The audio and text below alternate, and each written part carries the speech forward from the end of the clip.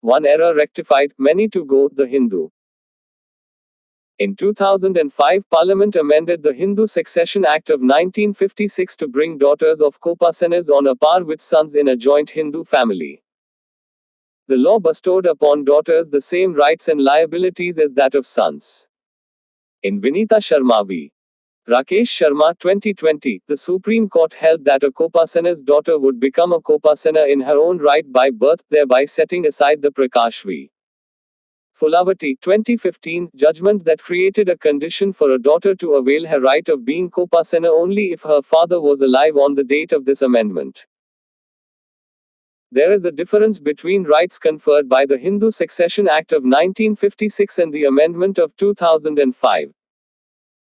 In 1956, equal right of succession at par with a son was given to a daughter, but only after the demise of the father or mother. The 2005 amendment, however, gave the right to property to a daughter in a joint Hindu family during the lifetime of the father. As a matter of fact, right of succession is not a confirmed right and can easily be negated by the father or mother by creating a will. The 2005 amendment changed that the right could no longer be negated. Correcting an error. Vinita Sharma v. Rakesh Sharma is a progressive pronouncement that rectified an error committed by the Supreme Court. In Prakash v. Fulavati, the Supreme Court delved into the prospectivity or retrospectivity of the law creating Kopasanary rights in favor of daughters. It applied the basic premise that the law is always prospective unless it is retrospective either expressly or by necessary intendment.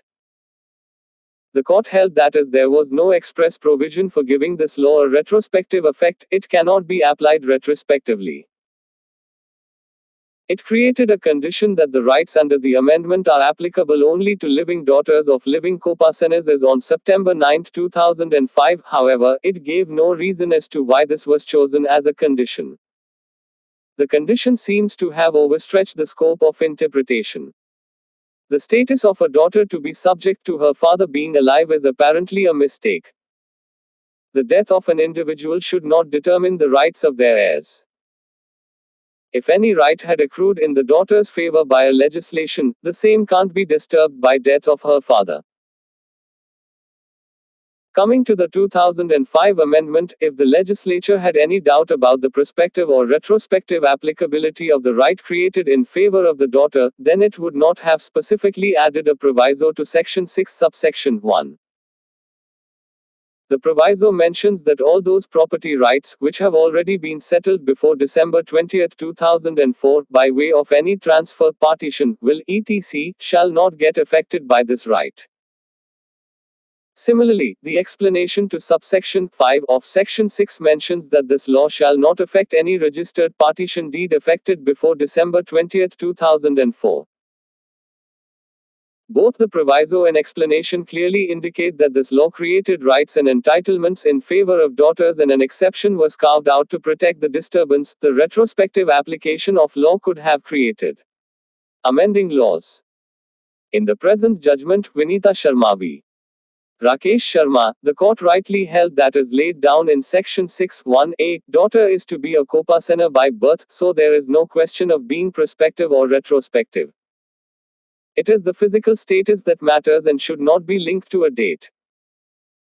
Even in the case of unregistered partition deeds executed before December 20, 2004, the court has opened a new window for daughters. Daughters can claim a right even in an unregistered partition deed which has not been proved conclusively. Legislative errors disentitling daughters still exist as seen in the UP Zamindari Abolition and Land Reforms Act, 1950. Such discrimination is based purely on gender. There is a need to examine all the existing laws and wherever discriminatory practices exist, they need to be. Jyotka Kalra is member, National Human Rights Commission.